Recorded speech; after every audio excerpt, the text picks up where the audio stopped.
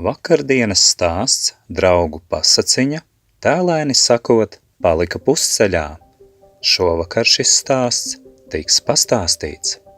Atgādināšu, ka tovakar bija gulētiešanas laiks, un tētis savai ģimenei stāstīja stāstu par kādu brīnumu un noslēpumu mūsu dzīvē, par sirdsapziņu. Un tā nu notika, ka šo stāstu klausījās arī viņa dēla draugs ar savu ģimeni visai neparastā veidā, piezvanīdams pa telefonu pasakas stāstīšanas laikā. Pasakas stāstītājs teica: piemēru par to, kas ir sirdsapziņa un kā tā darbojas, ir patiešām daudz, katram tie savi. Pastāstīšu jums kādu notikumu no savas dzīves, no šīs vasaras pārgājiena. Kādā reizē es devos meža pastaigā. Es vēlējos palūkoties, kā aug ogas, brūklenes, un pie rēzes lasīju gailenes. Tur, kur es devos pa meža takām, bija arī šaurākas taciņas, un kādā no posmiem pamanīju, ka man pretī brauc kāda sieviete uz velosipēda. Es mazlietiņ pagāju sāņus, un, dodot viņai ceļu, tā arī teicu: drošu ceļu. Sieviete pasmaidīja, pateica paldies un devās tālāk, un es devos savu ceļu. Pēc tam, kad ilgāku laiku es pabiju mežā un biju salasījis kādus meža labumus, pamazām palika jau tumšs, un izlēmu doties mājup, un dīvainā kārtā, tieši tajā pašā vietā, kur es sastapu sievieti uz velosipēda, pretīm braucot un dodot viņai ceļu, es pamanīju, ka uz tās pašas taciņas, tieši tajā pašā vietā, bija kāds liels gliemezis, kurš mēroja savu ceļu, šķērsodams taciņu. Es apstājos, pamanīju virzienu, kurā viņš devās, un nezinu, palīdzēju vai gluži nē, bet izdarīju labāko, vismaz to, lai citi, kas tur brauc ar saviem braucamrīkiem vai iet ar kājām, nesabradātu mazo ceļotāju.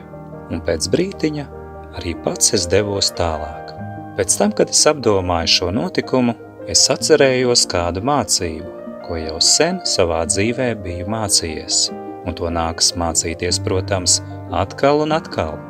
Tas, kā mēs izturamies pret mazāko, pret vājāko, tas raksturo, parāda arī to, kā mēs izturamies pret tiem, kas mums ir līdzīgi. Un šis piemērs, ko pastāstīju no savas dzīves, visai spilgti raksturo arī to, kā darbojas sirdsapziņa. Proti, sirdsapziņa liek mums sajust gan cilvēkus, gan arī dzīvnieku pasauli. Labu sirdsapziņu var raksturot ar vārdiem, ka tā ir sirds, kas jūt ne tikai savus sirdspūkstus, bet arī otra cilvēka, otras dzīvās būtnes vai radības sirdspūkstus.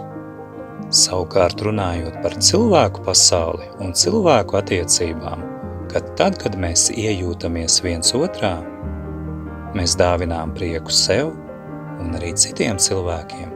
Mēs dāvinām ne tikai prieku, bet arī labāku veselību. Un tad, kad notiek šādi, ar to vien mūsu pasaule, mūsu ikdiena kļūst gaišāka.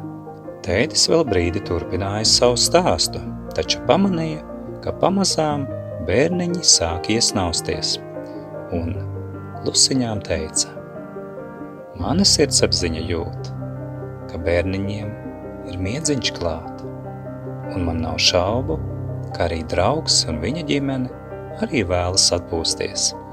Vēlēšu mums un ikvienam no jums labi atpūsties un izgulēties arī šajā naktī. Un lai katra mūsu sirdsapziņas domas, vārdi un darbi dara laimīgākus un mūs pašus un arī cilvēkus ap mums. Ar labu nakti tavās mājās.